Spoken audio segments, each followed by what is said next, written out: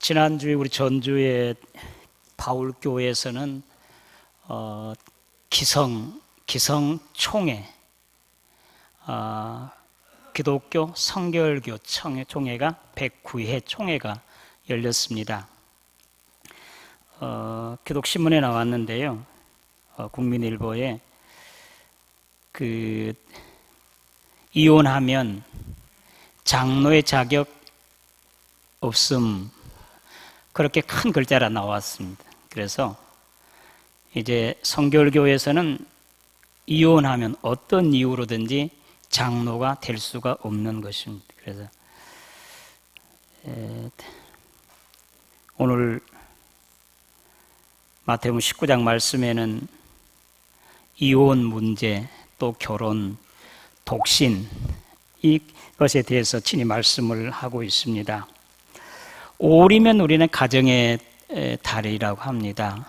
첫째 주는 그래서 어린이 주일, 둘째 주는 어버이 주일, 셋째 주는 스승의 주일, 넷째 주는 부부의 주일, 오늘 다섯째 주는 그냥. 그래서 지난 첫 주 어린이 주일날 하고 지난주는 또 성령 강림 주일이어서 하나님께 주신 이 가정에 대해서 주신 말씀을 다 드리지 못했습니다. 그래서 오늘 설교 제목을 가정, 하나님이 주시는 앞에 그냥 붙여서 이 설교에 그 안에 들어있는 것이고 가정이라고 하는 것이 오늘 이제 설교 제목입니다. 가정은 바로 하나님께서 주신 것이다. 바리새인들이 오늘 예수님께 나와서 묻습니다. 어떤 이유로 사람은 보통 남자를 사람이라고 그렇고 그 여자는 사람으로 잘 안 부른 것 같아요, 성경에서도. 그래서 사람이 여자를 아내를 버리는 것이 옳습니까? 그렇습니까? 그렇게 묻는 것이. 그래서 모세법에는 뭐라고 기록되어 있느냐? 이혼 증서를 써서 내버리라고 했습니다. 우리 주님께서는 이제 하나님의 말씀 본래대로 들어가 창조 때부터 하나님께서는 남자와 여자로, 여기 남자와 여자는 부부로 말씀을 할 수 있겠습니다. 남자와 여자를 창조하시고 그렇기 때문에 또 하나님께서 짝지어 주셨, 이제 둘이 아니라 하나다. 사람이 하나님께 짝지어 주신 것 사람이 나누지 못할지니라, 그렇게 말씀을 하셨습니다. 만남이라고 하는 우리 복음성가는 아니지만 우리 만남의 그 노사연의 그 노래가 정말 감명이 있습니다. 만남이라고 하는 게 얼마나 귀한 것이고, 또 만났으면 후회하지 말라는 것, 뒤돌아보지 말고, 우연이 아니고 우리의 바람이 있지만, 그러나 만남은 바로 오늘 성경 말씀은 하나님께서 이루신 것이다. 그렇게 말할 수 있겠습니다. 저는 주례사에 고정적으로 드리는 말씀이 있습니다. 마가복음 10장, 오늘 마태복음 19장의 말씀처럼 하나님께서 짝지어 주신 것 사람이 나누지 못하리라 말씀을 통해서 가정은, 결혼해서 가정을 이루잖아요. 가정은 신성하고 거룩한 것이다. 하나님께서 이루신 것이기 때문에 사람이 깰 수도 없고 다른 어떻게 타치할 수도 없는 것, 그것이 거룩하고 신성한 것이 가정이다. 그렇게 항상 전해주고 있습니다.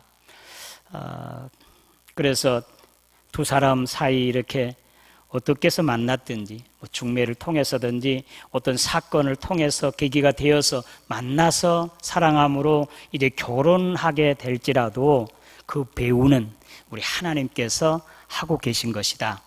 하나님의 섭리와 애정 가운데서 이제 만나게 하시고 가정을 이루게 하신 것을 믿으시기를 바랍니다.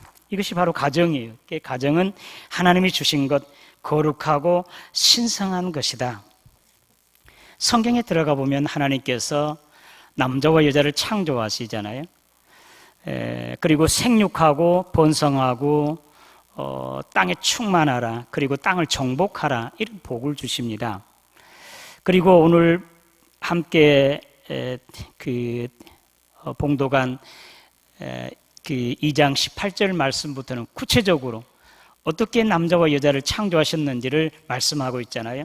아담이 깊이 잠드는 사이에 그의 갈빗대를 빼서 살로 대신 채우고 그 갈빗대로 여자를 만들었습니다. 그래서 남자에게서 취하였은즉 여자라. 그리고 이제 그 아내를, 하와를 데리고 아담에게 데려오니 하나님이 이렇게 중매하는 거죠. 결혼을 시키는 거죠. 그래서 둘이 보니 아담이 그를 안고 입을 맞추면서 그냥 펄쩍펄쩍 뛰어. 너는 내 사랑은 내 뼈 중에 뼈요 살 중에 살이라. 둘이 아니라 하나인 것을 그렇게 기뻐하고 즐거워하고 노래하고 있습니다. 가정을 채우심으로 하나님께서 생육하고 번성하고 땅에 충만하고 땅을 정복하란 이런 복을 주시는 거죠. 그래, 가정은 우리 사람에게 주신 첫 번째 축복이고 가장 큰 귀한 축복이에요. 그래서 가정의 복을 잘 받아 감당하면 하나님께서 그 다음 두 번째, 세 번째 복도 주세요. 그러나 첫 번째 주신 복, 사람이 그걸 바로 받지 못하고 감당하지 못하면 둘째, 셋째 복을 하나님 주시기를 기뻐하지 아니합니다. 그러니까 가정이 행복해야 돼요. 정말 하나님께서 창조하신 대로. 설문조사 가운데 아침에 출근할 때 남편에게 입을 맞춰주는, 키스하는 그 사람과 그냥 보내는 그 사람, 연봉이 차이가 많이 난답니다. 키스해주고 보낸 그 남자가 훨씬 더 연봉이 높다는 것이죠. 가정은 이렇게 서로 사랑하고 아끼고 그렇게 행복해야 이것이 바로 하나님이 주신 것이고, 이런 첫 번째 축복을 받아 감당해야 두 번째, 세 번째 축복 하나님이 주신 것입니다. 가화만사성이라는 말 우리는 너무나 잘 압니다. 가정이 화목하고 행복해야 만사가 잘 된다, 그런 뜻 아니겠습니까? 오늘 저와 여러분들 하나님께서 주신 가정입니다. 이미 결혼한 가정들이 있고 아직 결혼하지 않는 가정들이 있다면 지금이라도 결혼해야 됩니다. 그래서 하나님께 주신 첫 번째 축복을 잘 받아서 정말 행복하고 그 복이 그를 통해서, 그 가정을 통해서 샘물처럼 솟아나서 주위의 친척 이웃들과 온 세계에 가득하게 되는 그런 복이 넘치는 가정들, 오늘 저와 여러분 가정 되기를 주님의 이름으로 축원합니다. 두 번째 오늘 말씀, 하나님 주신 계명입니다. 에베소 6장에 있는 말씀이죠. 자녀들아, 주 안에서 너희 부모에게 순종하라. 이것이 옳으니라. 내 아버지와 어머니를 공경하라. 이것은 약속 있는 첫 계명이니 내가 잘되고 땅에서 장수하리라. 아비들아, 너희 자녀를 노엽게 하지 말고 주의 교훈과 훈계로 양육하라. 이렇게 하신 계명의 말씀. 그래서 부모님에 대해서, 그 다음에 자녀에 대해서, 또 부부간에 어떻게 해야 될 것인가, 오늘 성경은 말씀을 하고 있습니다. 첫째, 부모에게 순종하라, 부모를 공경하라는 것입니다. 이것은 약속 있는 첫 번째 계명입니다. 하나님께 우리에게 10계명을, 이 구약 성경이 다 계명입니다.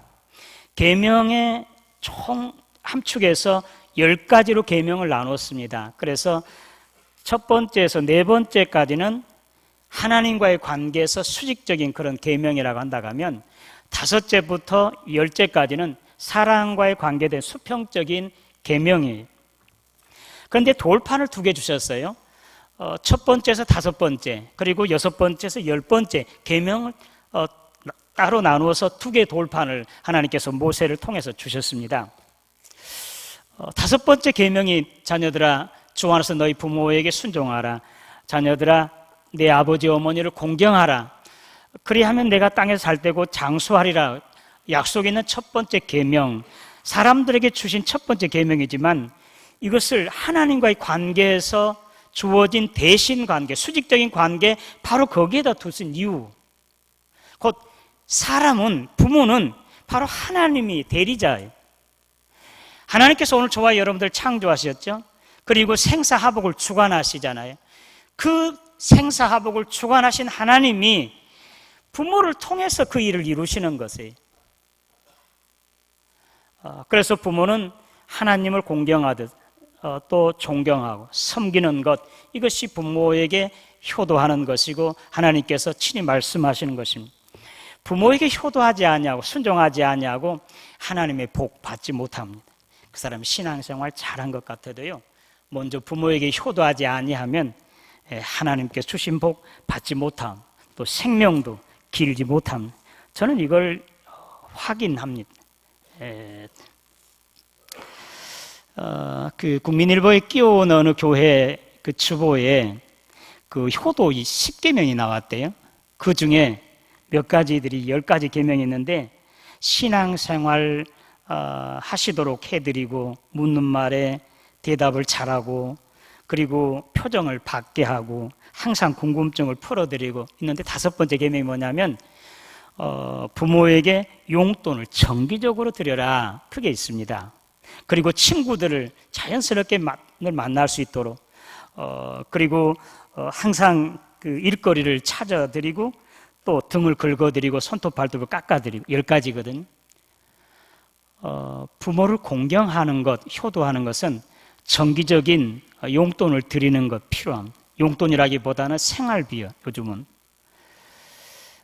그래서 저는 우리 자녀들에게도 그렇게 가르칩니다. 11조 하나님께 드리고, 10의 2조, 두 번째 11조는 내 부모에게 꼭 드리라고. 이제 결혼한 아들이나 딸이 여기 있는데 잊어보지 말고 꼭 11조 부모에게 드려야 됩니다. 그렇게 하고 정기적으로 의무적으로 드려야 됩니다. 기분 좋을 때나 보너스 받을 때나 여유가 있을 때가 아니에요. 아예 딱 부모의 계좌를 딱 만들어 가지고 매달 5만 원이든 10만 원이든 20만 원이든 탁탁 넣어줘야 돼요. 그래 그걸 계획을 하고 부모가 사용할 수 있는 것이, 이것이 효도하는 것이에요. 성경에 나타나는 인물 가운데 효도하는 사람 있죠. 이삭. 그는 정말로 아버지 아브라함에게 순종하는 모범자입니다. 그리고 요셉은요.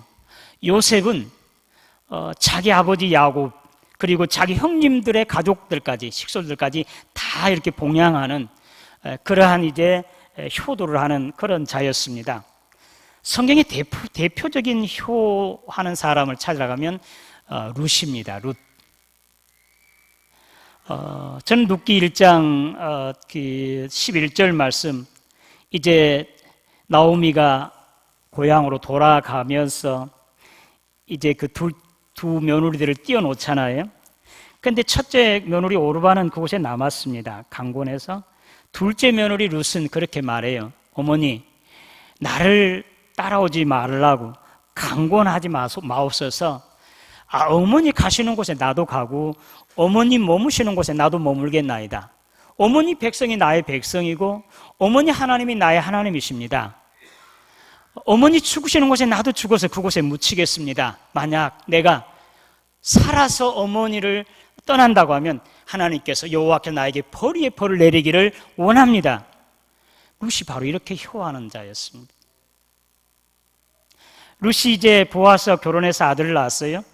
그 나오미의 친구들이요, 주위의 그 여인들이 이렇게 말합니다.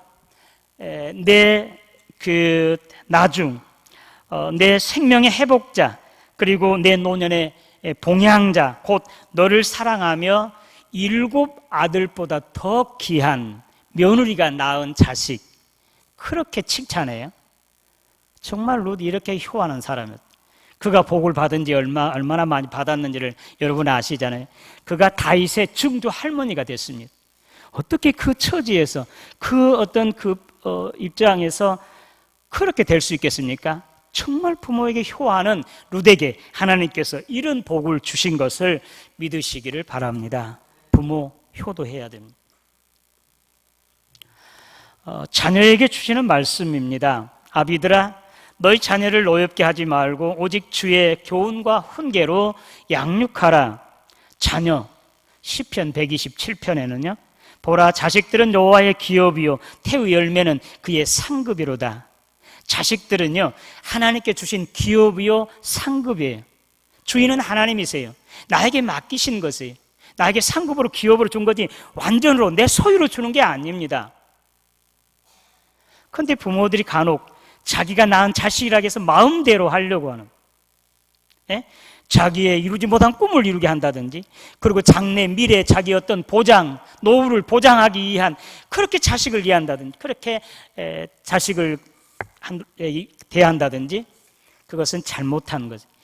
주신 분 하나님이세요.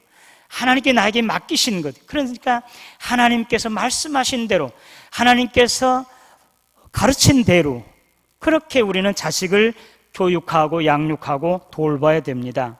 그래서 자식, 이제 나를 위해서 아니라 하나님께 나에게 주셨으니 이 자식을 이 땅에 보내신 하나님의 뜻을 따라 잘 감당하도록 그의 특별한 개성과 그리고 받은 달란트 빨리 깨달아 알고 잘 개발해서 마음껏 하나님의 뜻을 다 이루고 하나님께 영광 돌리게 하는 그런 자식들로 만드는 것, 그것이 바로 부모가 해야 할 일들인 것을 믿으시기를 바랍니다. 성경에 이러한 사람이 이제 한나, 그는 사무엘이 자기 눈에 넣어도 아프지 않을 만큼 떼어놓을 수가 없는 자였지만 주의 집으로 교회로 단호하게 내보내서 하나님의 사람으로 만들어서 정말 사무엘이 얼마나 큰 사람, 하나님께 기쁘게 귀하게 쓰임받는 사람이 되었는지를 우리는 다 압니다.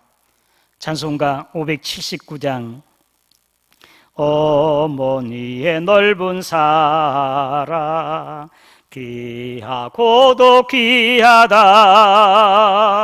그 사랑이 언제든지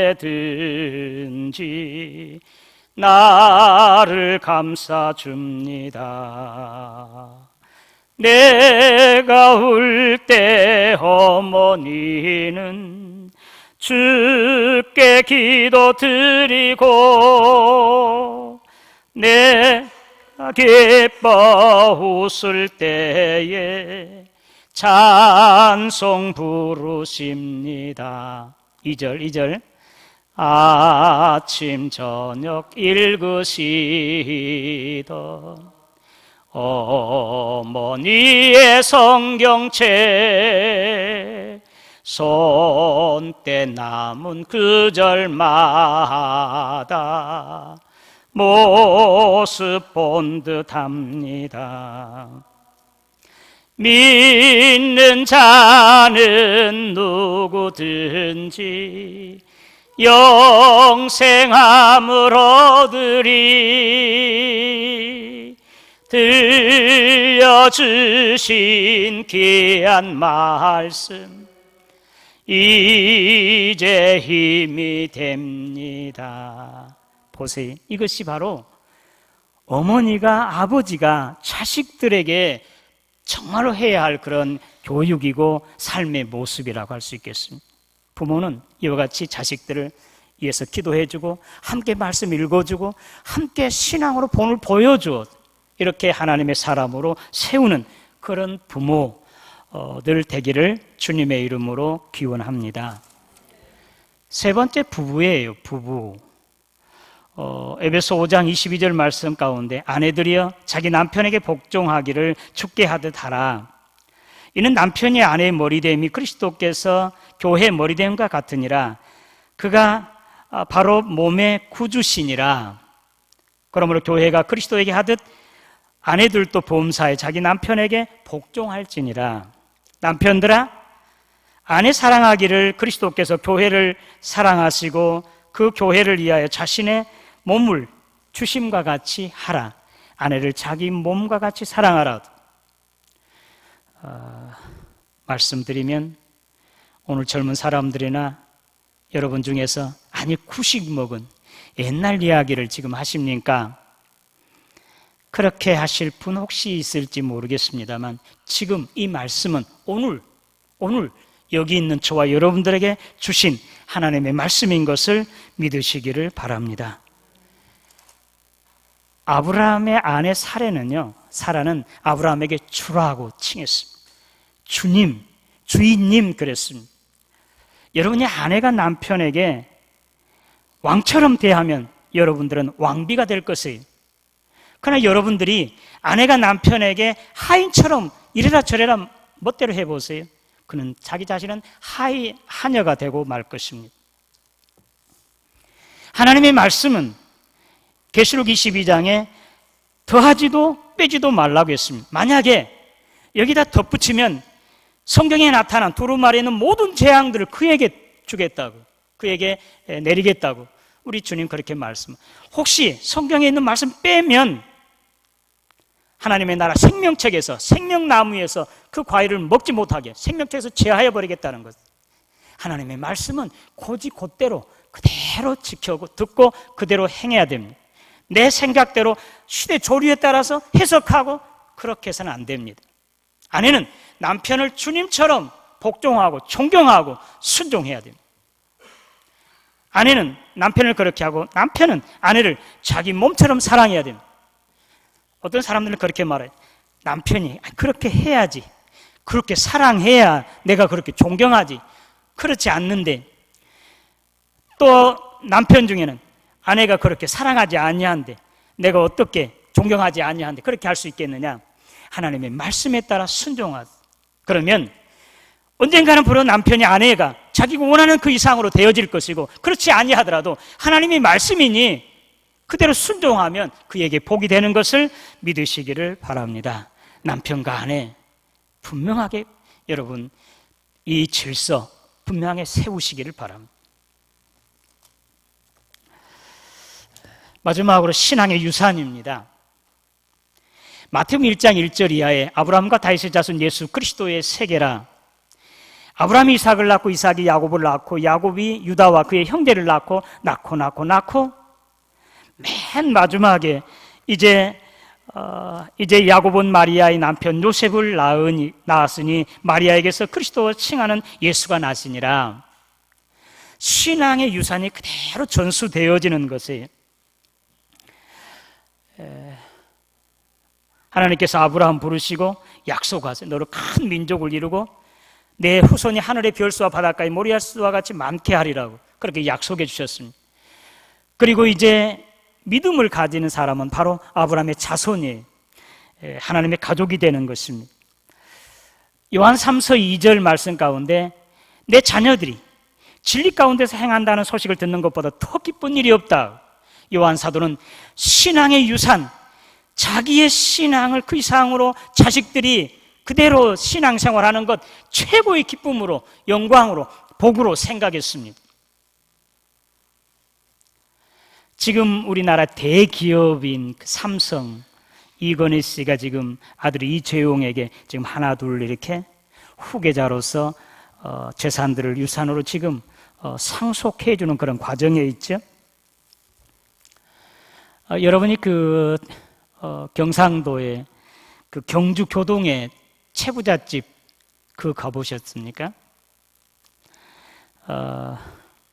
부자가 3대 안 가고 권세가 10년 못 간다고 하는데 그 채부잣집은요 300년간을 그 부를 유지해 정말 훌륭한 부를